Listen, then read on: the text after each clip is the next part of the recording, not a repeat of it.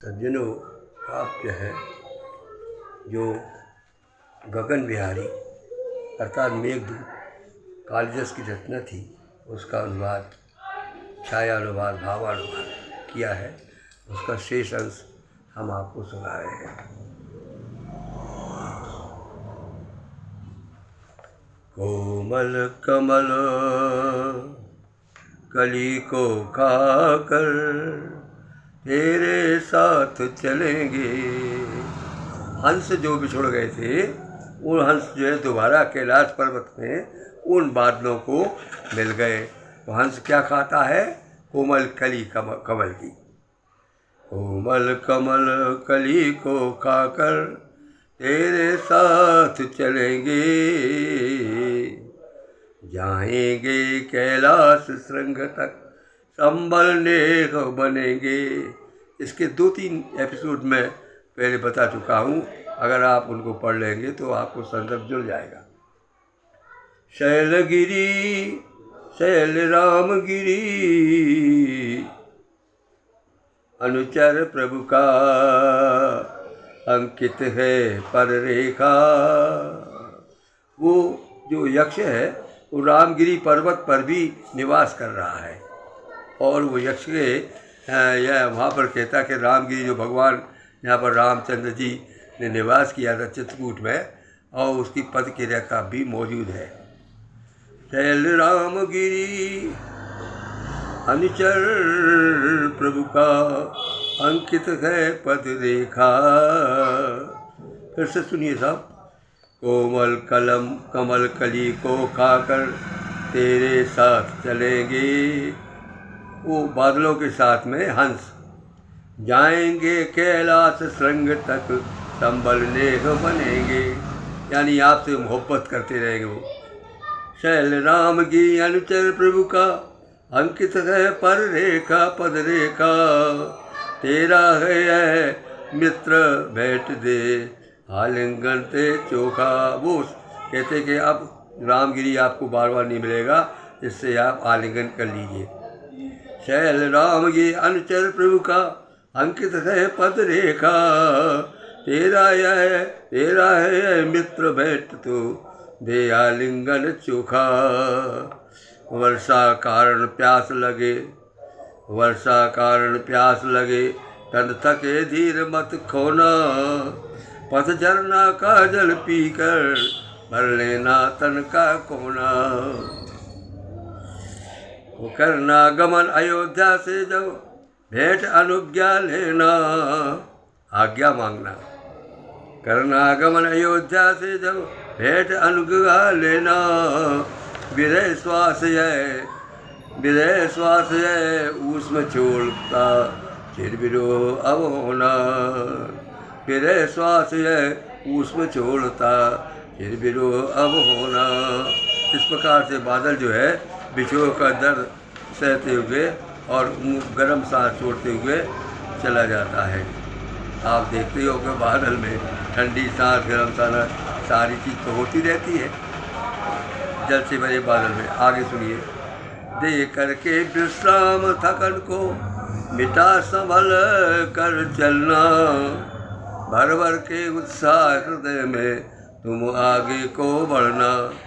सिद्धों की सुंदरियाँ विस्मित होंगी तुझको लगकर, सिद्धों की सुंदरियाँ स्वर्ग में पहुँच गया।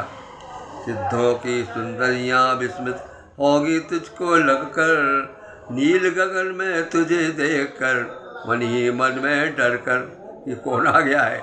क्योंकि बादल जो है बड़ा लंबा चौड़ा होता है, काला होता है, भयानक भी होता है, और महिला होती है कोमल स्वभाव की, इसलिए डर जाती है। सोच रही है तुझ पर्वत को लाया पागल उड़ाकर, तो समझती पहाड़ ये बादल नहीं है, पर्वत है। सोच रही है तुझ पर्वत को लाया पवन उड़ाकर, गिर न पड़े उस सुंदरियों पर देख रही घबरा कर। गिर न पड़े उन सुंदरियों पर देख रही घबरा कर। बनना है मेहमान तुझे तू कर प्यार सिवाए, बनना है मेहमान तुझे तू कर प्यार सिवाए। दर्प दमन कर दिक्पालों का उत्तर दिश के भाए। दर्प दमन कर दिक्पालों का उत्तर दिश के वासी। हरता ताप सभी का बन जा अलकापुरी प्रवासी। अलकापुरी पहुँच गए। इंद्रधनुष रत्नों की आभा लेकर संभल आया। इंद्रधनुष वहाँ पर मिल गया तो बादलों से उनका संयोग हुआ तो ये ऐसे लगता है जैसे कि रत्न चमक रहे हैं। इंद्रधनुष रत्नों की माला लेकर सन्मुख आया। अग्रभाग बल्मीक शिखा का चमक रहा मन भाया। तेरी सुंदर श्यामल छवि जब इंद्रधनुष से निकली। तेरी श्यामल छवि जब इंद्रधनुष से निकली मिलती। अब क्या है, बादल जब कभी इंद्रधनुष के ऊपर पास पहुँच जाते हैं, अद्भुत दृश्य जो है हो जाता, आपने भी देखा होगा। तेरी सुंदर श्यामल छवि जब इंद्रधनुष से मिलती। मानो मोर पंख सिर बांधे, मानो मोर पंख सिर बांधे, मोहन छवि है खिलती। ऐसा लगता है क्योंकि श्यामल वंश के मोहन है और वो इंद्रधनुष का मोर पंख है। ऐसा लगता है कि भगवान ने वहाँ पर मोर पंख लेकर के खड़े हो और उनकी छवि दिख रही हो। मानो मोर पंख सिर धारे, मोहन छवि है खिलती। जाएगा जब देश मालवा, ग्राम बधू के सबकी कृषकों की। मालवा में आया। जाएगा जब देश मालवा, ग्राम बधू कृष्णों की। भोली भाली छवि कर, भोली भाली छवि सहित छल हृदय रहित नयनों की।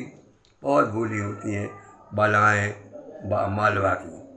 वो अत्यंत भोली होती हैं, अत्यंत सुंदर होती हैं और छल रहित होती हैं और उनके नेत्र बिल्कुल छल छद नहीं होता उनमें। बड़े प्रेम से तुझको निरख कर, बड़े प्रेम से तुझे निरख कर देंगी आदर तुझको।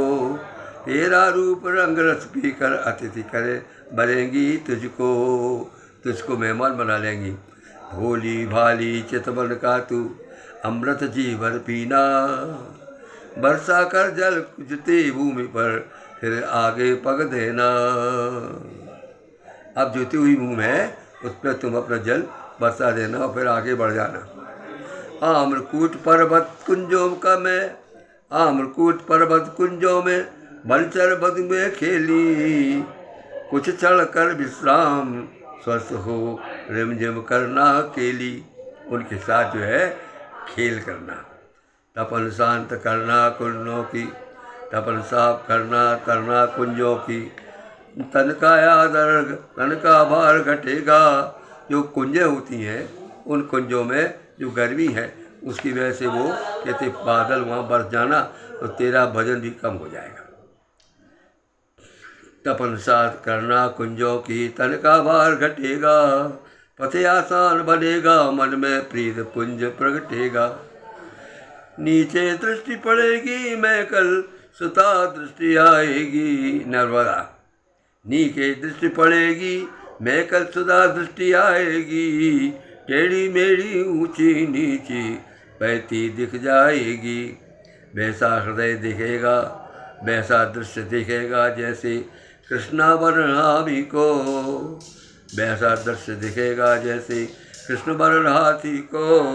बहुत बृहत देह पर स्वर्ण वर्ण रेखाएँ बल खाती हों।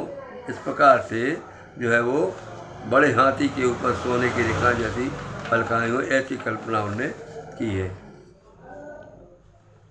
न बारिश जब जल बरसा कर देना, वहाँ नर्मदा का जल को। बारिश जल बरसा कर देना, वहाँ नर्मदा जल को। नर्मदा जल से करो आचमन, कर पवित्र तन मन को। तीर नर्मदा का वंचारी देता गंध सुवासित। सबन व्रत जम्बू को देते छाए गोद आच्छादित। पी लेना जल तृप्ति मिलेगी, बल होगा तब मन माना। न कर न सकेगा दुष्ट पवन पे तुझे के चल अनजाना, तुझके चल अनजाना। शक्ति शौर्य से पूर्ण व्यक्ति का जीवन सुमन खिलेगा। जो दुर्बल की परित्यक्त व्यक्ति हैं उनको जगत तुलेगा। इस प्रकार से जो दुर्बल परित्यक्त भी हैं उसको जगत चलेगा।